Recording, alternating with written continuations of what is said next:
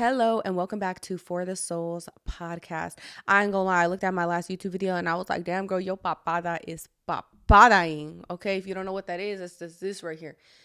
Granted. I first of all, is my levels right? Hallelujah. Yeah, it is. Um I am in the week before my period, so my face does get slightly more round. But I was looking at that fucking papada and I was like, dang, my Hernandez jeans coming in strong. I love my family. Okay, please. If you're secretly watching my shit, even though, you don't like me, I love you. And we all got the papada and it's cute that we all have something in common, okay? That brings me to today's video. I don't know about y'all, but I really, truly feel a shift going on. And I'm excited for it. I've seen so many people wanting to choose just different in their lives, choose healing. So many people that are getting curious about Jesus Christ, going to church again, or just asking me like, hey, how do you pray? Or how do you, get closer to God?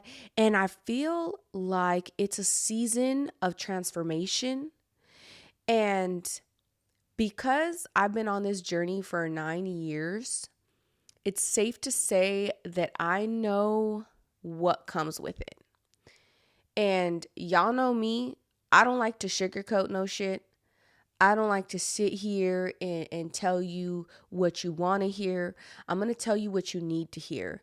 And this is actually the thing about me that people either love me because I will say the uncomfortable truth because they respect that. And I also in return respect them because I'd rather somebody hurt me with the truth than protect me with a lie. You feel me? Or there's people who prefer comfortable lies and they can't stand me. And I've noticed this is the case in my life. And so prepare yourself as I go into this video, okay? I know this video is going to be a hopeful video. I know it's not going to be a video of despair. And my goal for this video is that you walk away from what you just listened to and you feel empowered. And not only do you feel empowered, you take your power back. And I hope that it reframes the way you look at being called to healing and what comes with it. So let's get into it. One thing that I've noticed in this journey of healing, of being the one in your family called to break the generational curses and cycles, is that our testimony is a lot like Jesus Christ's testimony. And by that, I mean, Jesus was out here telling the truth. And he was hurting people's feelings, not intentionally, but because the truth hurts. He was out here holding people accountable. And I feel like there's a big misconception when it comes to Jesus Christ that people believe he was just like very passive and all loving and all accepting and all forgiving. And sure, in many ways, he was very loving, accepting, and forgiving. But Jesus stood on business. Jesus, honestly, after I've been reading the Bible. Y'all know I'm on 110 days already, right? I'm challenging myself to read the Bible in a year. And let me tell you something. Jesus has to be the most thug person I've ever read about. Because he stood on business behind truth. He was working miracles in front of the Pharisees while they were telling him that he was blasphemous. And he was like, and what? And what? Y'all act so righteous. You act so good, but you can't even sit with all my children. You scoff at the prostitute. You laugh at the homeless man. You hold yourself above the low people in life. And you claim to know my Father? You claim to know God? You go into church and you give more than the 10% that's commanded. You give your herbs and you give your spices and you give your crops because you want people to see that, look, I'm the most righteous. I will give the most. But your heart is hardened. You don't even know how to live like Christ. You don't know grace. It's a facade. It's an image. Your wisdom is conditional. Jesus was healing people on Sabbath days, and Sabbath days you were supposed to relax. And they were trying to get on Jesus's helmet for that. And Jesus was like, I'm supposed to not heal people because it's the Sabbath. And this is where, like my pastor said last Sunday, he was like, you got to be very cautious to not become religious. Because religious people believe they're righteous. People who have a relationship with God understand they are broken. And so they lean on God for God to transform them. And they build that connection and relationship with God because they know that the goal is to strive to be the most Christ-like, even in your brokenness. And they want to reflect that. And they don't always follow the rules. You don't always get it right. You fuck up. Play as fuck up. But God's there to convict you with the truth. God's there to hold you accountable. God gonna put things in your heart that are gonna be uncomfortable to do, but your obedience to him is gonna outweigh that discomfort in your flesh. And you're gonna do it because you have a relationship with God. And that is what the healing process is. You might see the title of this video and you're like, well, how does this tie in? I recently came across a situation, and I'm going to be very mindful about how I talk about this situation and the words that I use, because I don't want people in my life to try to put clues together about who I'm talking about, because I have the utmost respect that they even came to me and told me what they told me to begin with. Mia. And so I want to be very respectful of their vulnerability, but it has to be talked about, because it made me really just think about what comes with coming forward about things, what comes with addressing the generational curses in your family, what comes with speaking up. Let's dive into that.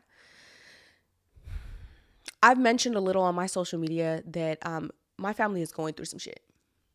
We're going through stuff. There's a lot of legal battles. I have a restraining order against my stepfather because he tried to get me arrested on false allegations. And I have been going through it just with the assassination of my character.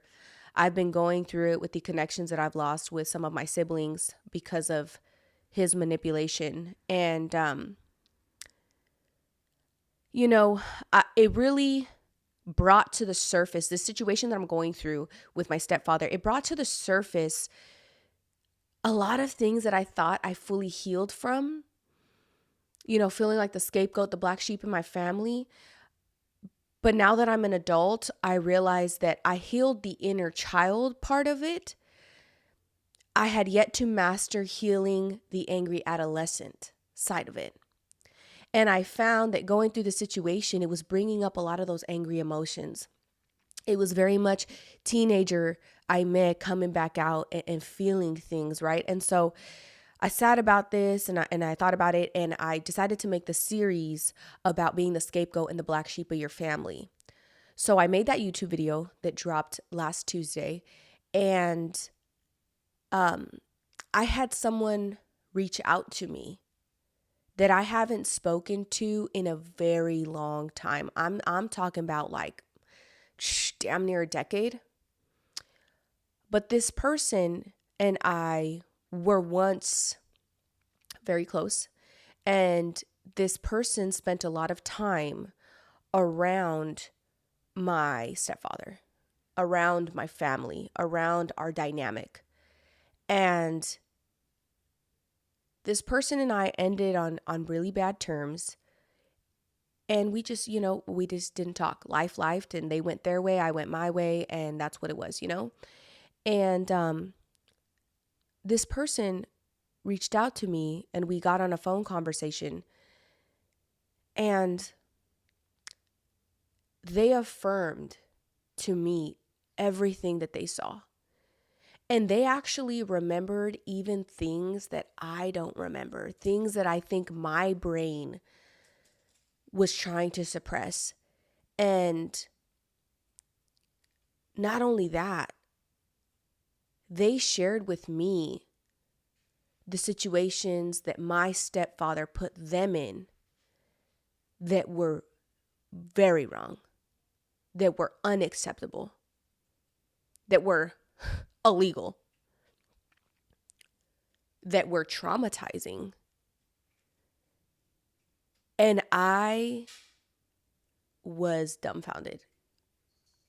I think I still am dumbfounded. I know I tend to smile when I'm talking about like serious things, and I'm sorry. I'm actually working on that with my therapist. She tells me that I talk about very traumatic things very casually, and I'm trying to unpack that. But genuinely, I don't know how to process this person's information.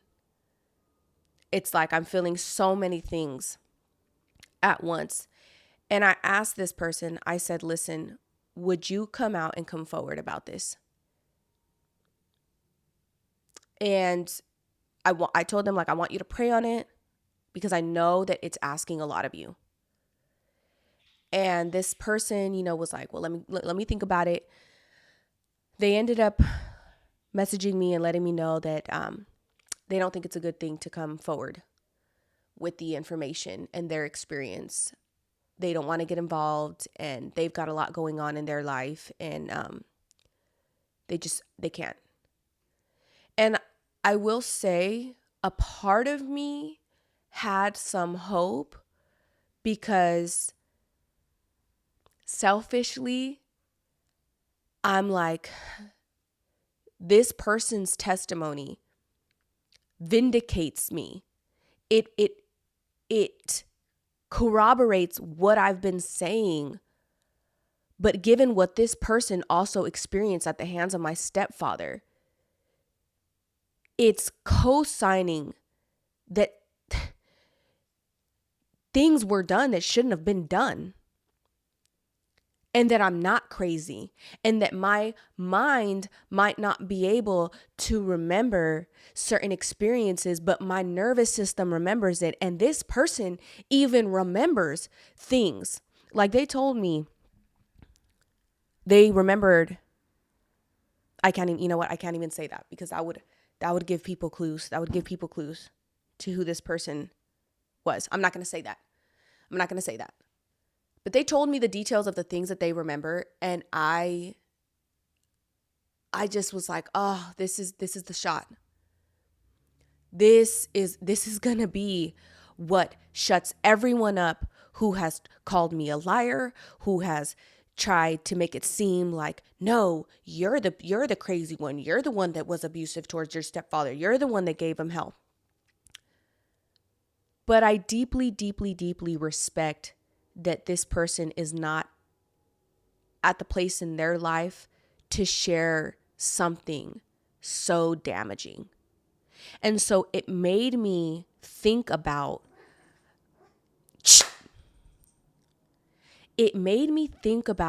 my own journey and the things that I've spoken up about and the repercussions that came after I spoke up and the isolation. And I knew I had to make this YouTube video. And I knew I had to speak very candidly with you guys about what to expect when you speak up and speak out. Because at some point, if you choose healing and if you choose to surrender to God, at some point, you are going to be convicted to stand in your testimony. because our testimony is the biggest representation of what God has done in our lives. And you might be feeling that little itch right now. You might be feeling like, dang, one day I'm going to really talk about when I was essayed, and one day I'm going to really talk about the abuse I went through, and one day I'm going to da-da-da, right? That's because your spirit is prepping you. That seed is planted in you.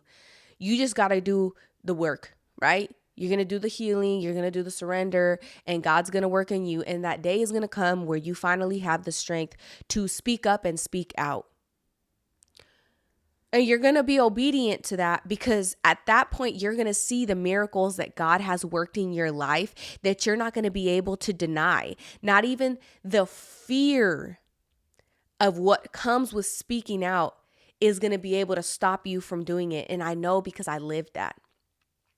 It's crazy.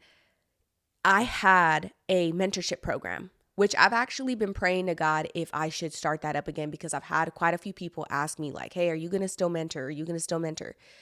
And I haven't. But when I was mentoring, one of the most common things that I observed with my mentees, both male and female, was all the trauma that they were talking to me about was the very first time they ever spoke to somebody about it. And I remember asking them, like, why haven't you spoken about this sooner? Why haven't you told anybody? And the number one common answer was, I didn't want to hurt my family.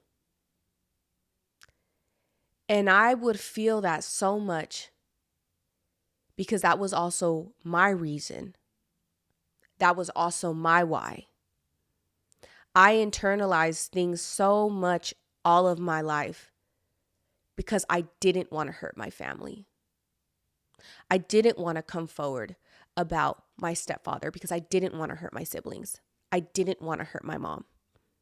I didn't come forward about the grape I experienced at 13. In fact, I twisted the story and tried to make myself and others believe that it was somehow consensual because I couldn't deal with the fucking shame.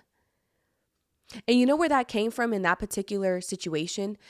I used to have this dream that something was happening to me and I would try to scream and no sound would come out. And this dream would terrify me. And I would tell myself growing up, if I was ever in a situation where I need to scream, I'm going to scream. I'm going to fight. And when I got graped, you know what happened? I froze. I was silent. And that made me embody so much fucking shame that I tried to convince myself that, like, yeah, he got me drunk, but I chose to drink. Yeah, he started kissing me and he was significantly older, but, well, I felt, bashful, and I almost felt lucky that he liked a 13-year-old girl and he's the guy everyone liked. I started running from the truth in my own mind. And I ran from that truth until I couldn't run from it anymore. And I didn't want to come forward. I didn't want to say it because I didn't want to hurt my soccer team. I didn't want to hurt my friend because that was her brother. I didn't want to hurt her parents or my mom because of the shame. When it comes to the generational cycles in my family,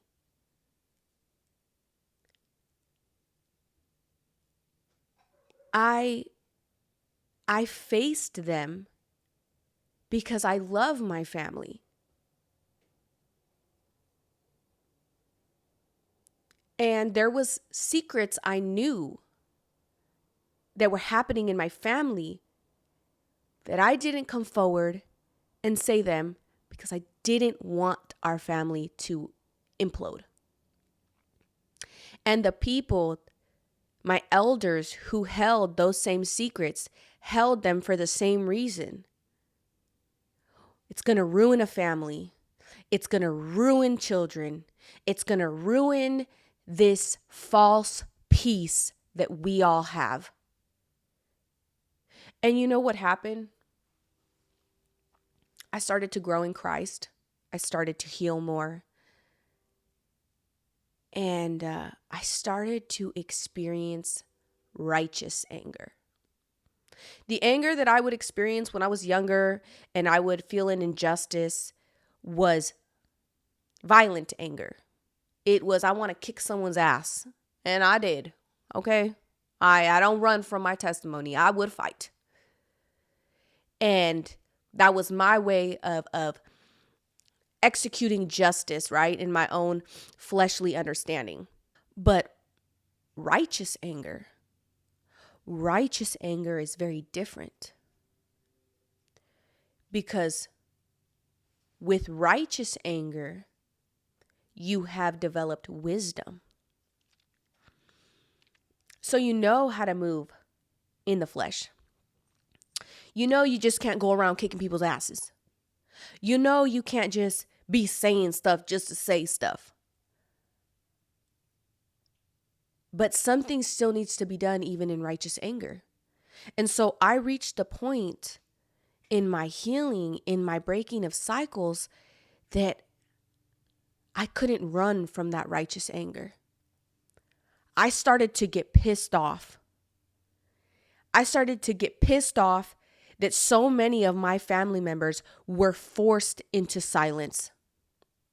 I started to get pissed off that I come from a lineage of deep, deep trauma.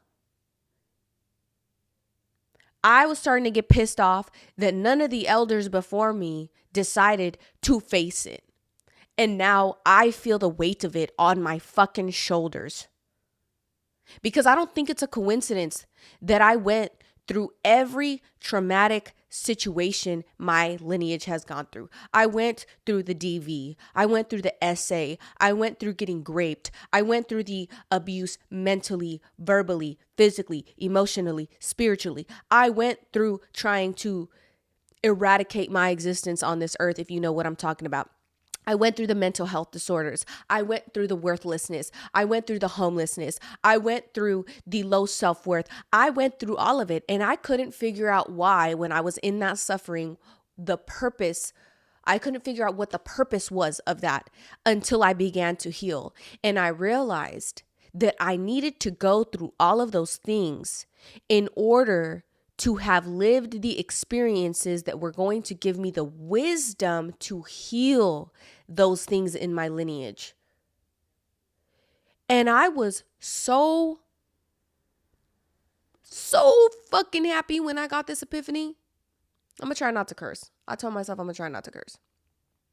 I was so freaking happy when I got this epiphany. I was like, oh, this all makes sense.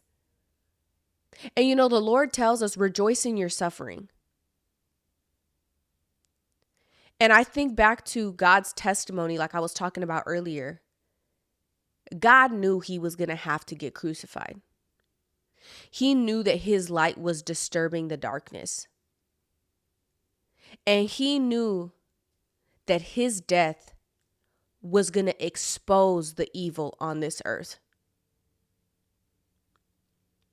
And so he suffered, and it was a righteous suffering. It wasn't a suffering done in vain. And when you're called to heal your family, your suffering is not done in vain. Because the way the wrongdoers who have wronged you in your life crucify you is the exposure necessary for people to be revealed. Is the exposure necessary for people to see the truth. And so I don't want you to view your suffering as a punishment. Like God says, I want you to rejoice in your suffering. I want you to go through your suffering with honor. And I want you to remember that that suffering is so freaking necessary so that people's eyes are opened. because sometimes that's the only way people will see. And you know why God was such a freaking threat to the Pharisees? It wasn't necessarily because of what he was saying, although he was very controversial with the truth he was speaking.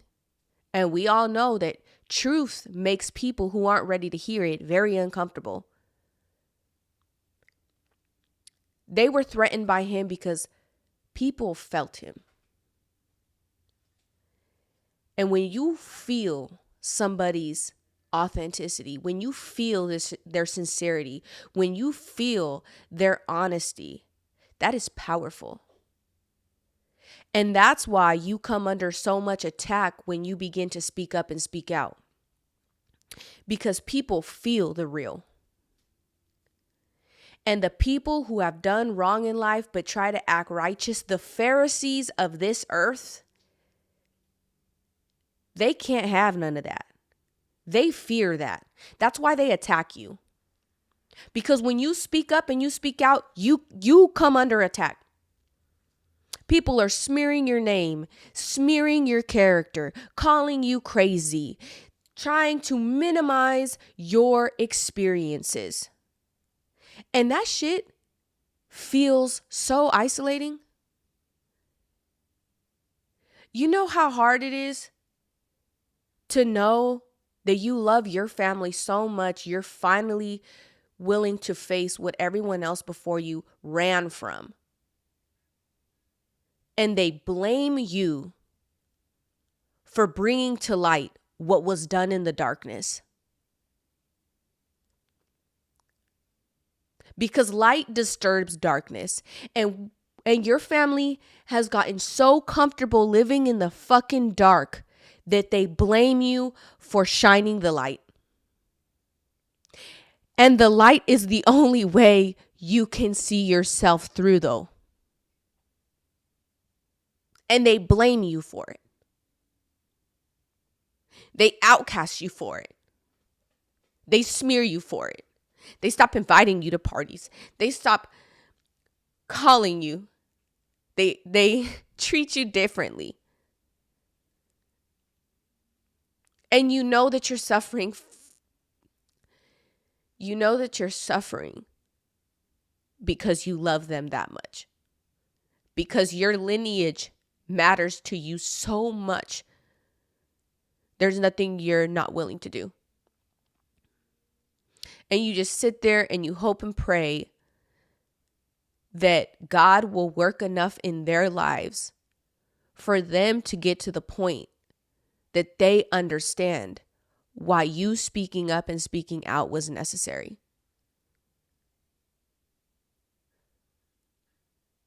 And isn't it ironic? Isn't it ironic that you can be the person in your family that gets treated the worst, and you choose to not speak out because you want to protect the people that destroyed you?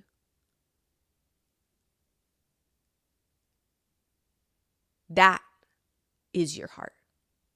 And that's why you've been silent for so long. And that's why you won't be honest even with yourself. But that has to stop. It has to come to an end. You have to get to a place where you are strong enough to deal with the aftermath of telling the truth. And I'll be very transparent with you guys, okay? You're going to go through different stages. You're going to go through different stages, especially when you do things the right way. There were situations with my family where I crossed my T's and I dotted my I's. I approached conversations with love and intention. I was gentle with how I told the truth. I was gentle in the way I wanted to correct some of my family members out of love because I genuinely want better for them and their children in their lives. And when I got met with offense, when I got met with aggression, when I started hearing the rumors, when I started hearing people gossip about me while they were simultaneously outcasting me and making me seem like a problem, you think I was all Christ-like? Hell the fuck no. I was angry. I went through a how dare you motherfuckers phase. I beat all y'all motherfuckers asses today because I'm over here getting chin checked left and right by life because y'all don't face shit and your mothers didn't face shit and your grandmothers didn't face shit. And I'm over here holding all that spiritual weight on my shoulders. I'm over here doing all the fucking work. I'm over here doing all the fucking apologizing and taking all the accountability and trying to have all the conversations and trying to correct y'all out of love while y'all shit on me. You think I was always happy? Hell nah. Old Amy was about to come back and I was ready to fight family members. And I'm not even going to deny it. Especially because some of the situations that I had to speak up and speak out about involved my children. So now y'all got Mama Bear Amy in the mix. And that's a whole different person. And I went through a moment where I was like, man, this has reached its end. I'm done. I'm done with this dysfunction. I'm done with people who are too scared to tell the truth. I'm done being persecuted for the truth. I'm done people trying to call me a liar and act like they don't know my character and act like they don't know that I'm the most fucking loyal and I've rode for all my family members and I've put y'all first even when I put myself last. I'm done. So guess what? I'm speaking the truth. And I tried to say it lovingly the first time. Y'all gonna get thug Amy now. Y'all gonna get the spiritual thug side of me. Guess what? I'm done protecting the P-file in my family. And you know what's crazy? In a dysfunctional family, the water don't stop boiling just because you put a lid on the pot. That water gonna boil over every time. It just takes the person willing to let that pot boil over and spill to clean out all the junk in the water. And that's me and my family.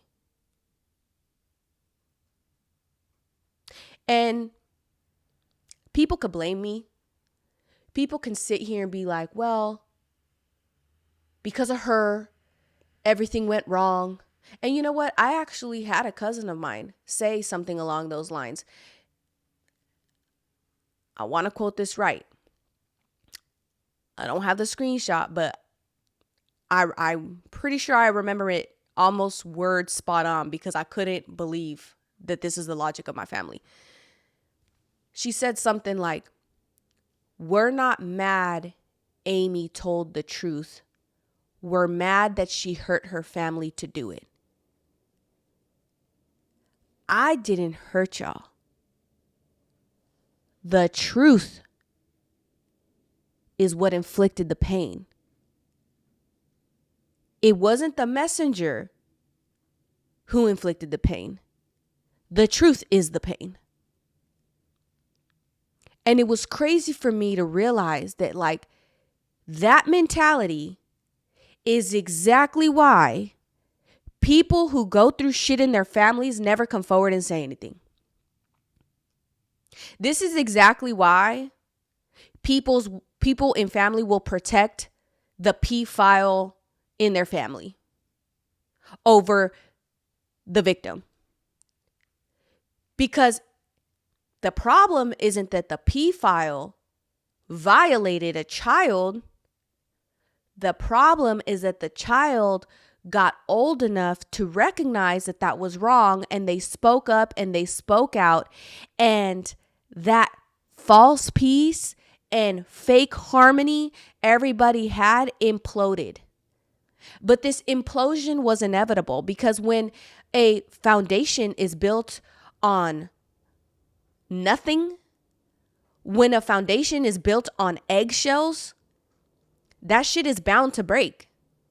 And you can't blame the person who had the heart enough to face it and speak on it and change it as being the problem. The problem was that y'all ignored the problem all along. You want to blame someone for the implosion when y'all kept turning up the temperature on the water.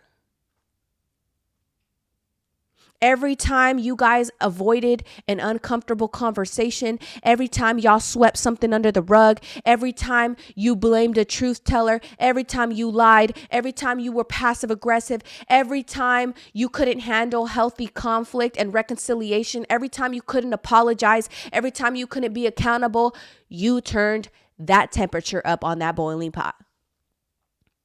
And then you want to sit there and blame the person who sees that the fucking pot is on fire and wants to do the work to lower that temperature. And when you're someone who chooses to break the cycle, this is how you're viewed. And I know that you feel so happy that like, ooh, I'm in this phase. I'm about to break the cycle. I'm not about to be like my mom. I'm not about to be like my dad. I'm not going to be like my family before me. I'm going to do it better because now I see God has showed me. And you're feeling hella happy right now. And you're like, yes. Be prepared for that next part. Be prepared to learn to rejoice in your suffering. Be prepared for the isolation. Be prepared for how people are going to smear you just like they did Jesus Christ. Be prepared how those who are so righteous are going to make it seem like we can't talk to her because she was on drugs and she sold drugs and she used to fight and she's problematic and she's this and that. But you guys still hang around people that do the same things. Y'all just only treat me like that because it's me. Be prepared when you see the hypocrisy. Be prepared when you start getting blamed because God put conviction in your heart and you're no longer going to conform to the lies. You're no longer going to conform to the false peace. You're no longer going to be passive aggressive. You're going to accept that being a confrontational person actually isn't a bad thing. There is such thing as healthy confrontation.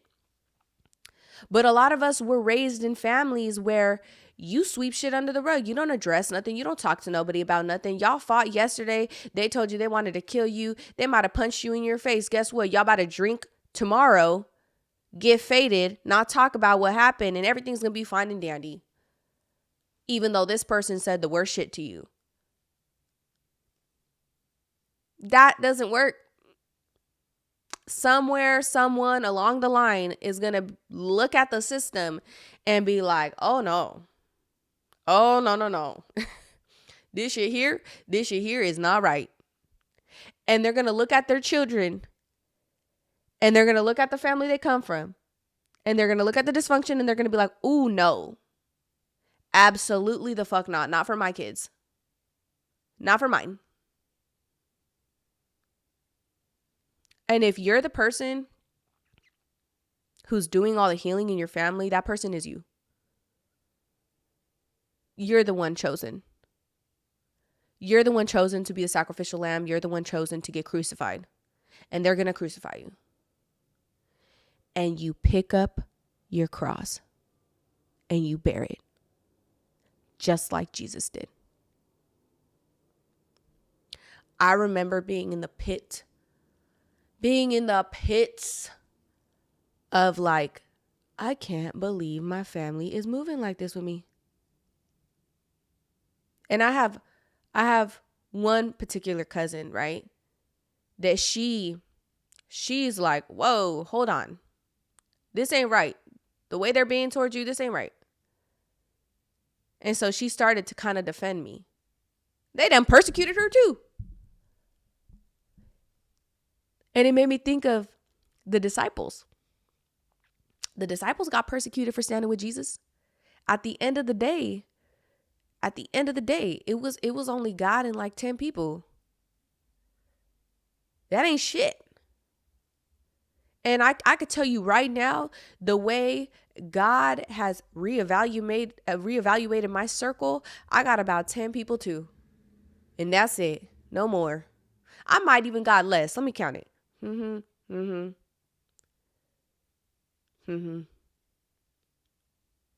Yeah, around like 7 or 8 if we count the spouses. But it comes with the territory. And I hated that, bro. That was like the worst part of healing for me because I fucking love my family. For real. Now, they probably don't think that because I've had to say some uncomfortable truths. I've had to speak up and speak out. I've had to air some shit out. I've had to set boundaries and I've had to stand on business. And they probably think I don't love them. I can't stand their asses sometimes because I'm just like, God, why can't you see? They fucking piss me off sometimes. But I've always loved my family. And I don't care how much they try to do me. I don't care how much they try to throw dirt on my name, bro. They all know in their heart, I'm a loyal ass person. The way I have rode for my family, even when they've done me dirty, you can't sit here and not put respect on the fact that in my world, it really was family over everything for a very long time.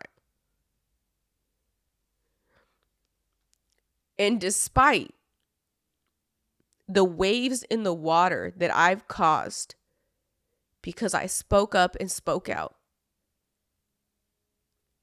I still love my family the same. I didn't speak up and speak out to hurt my family. I didn't do it to destroy a family or to take a grandfather from their grandchildren or to hurt the children or to implode my family from the inside out. I did it because somebody has to advocate for all the children in my family who were broken by these cycles of dysfunction, who were forced into silence and told to sweep their pain under the rug, who were told to just take it and don't talk about it. I did it for them.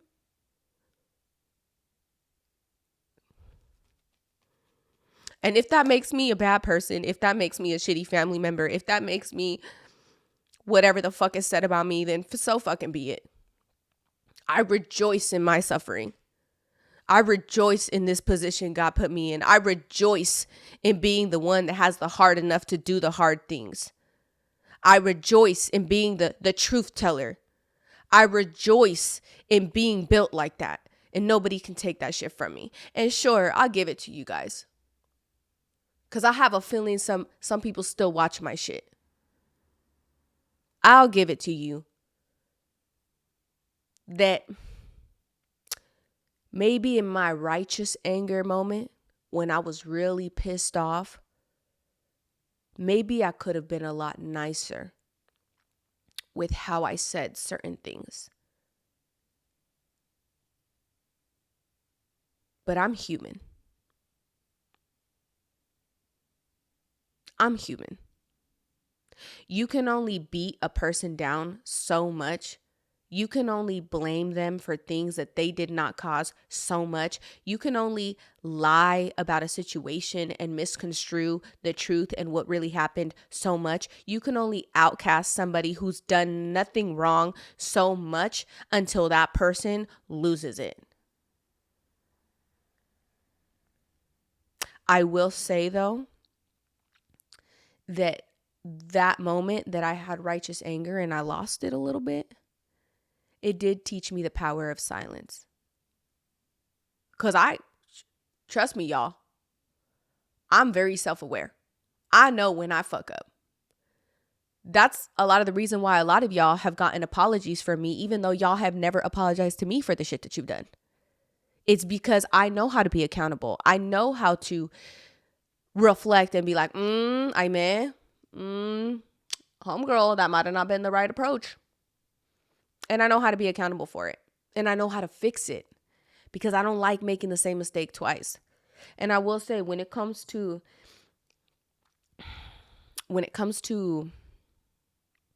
certain things, it has been harder for me to not revert to my old ways of processing and healing.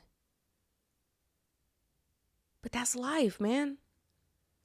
It's trial and error. I really, really, really try not to make the same mistake twice. But unlearning how you've had to process your emotions to survive your whole life and relearning how to do it in a way that's healthy and conducive, it is very difficult. And that's also why I have so much grace. You know what I mean? I ain't mad at my family members that moved how they moved with me. We all got our own shit going on. We got our own direct traumas to heal from through our own lineage. You know, trauma can be passed down to a child in the womb. When I think about the type of shit my mom was going through when I was forming in her stomach, well, no wonder the fucking odds were against me.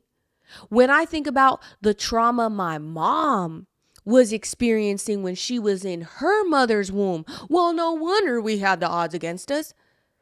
This is scientifically proven. A lot of us are born in shackles from the generations before us. That biblical saying, being cursed for 40 generations. A lot of us live those damn generations. I chose not. I said, nope. I'm going to break these shackles. I'm going to break that bondage. I want the next 40 generations that come from me to be blessed. So I will do the work, because if I don't do the work, my daughter's going to have to do the work. And what the fuck does that say about me as a mom? Absolutely not. If I can lessen the load that my daughters have to bear and my sons have to bear, I will do it. Because of the amount of trauma in the lineage that I come from, in the lineage that my family comes from, my husband comes from, my children have their work cut out for them, because I am the first generation cycle breaker. And I'm talking about emotional cycle breaker, spiritual cycle breaker. Okay, I'm not just talking about breaking the cycles financially. We only ever talk about people who break the cycles financially. No, I'm talking about the spiritual bondage. I am first generation for that. I'm the root. I'm the foundation. So it's going to be a little battle for my kids and their kids' kids and all that, so on and so forth. But it's going to get better.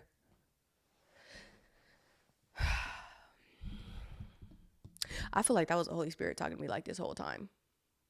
For real, what are we at? 50? Shit. Sorry, Jesus, I did do a lot of cursing in this one, but I don't know why I did a lot of cursing in this one. Maybe people are just, it's going to resonate with people a little better that way. Who knows? Anyways, you guys,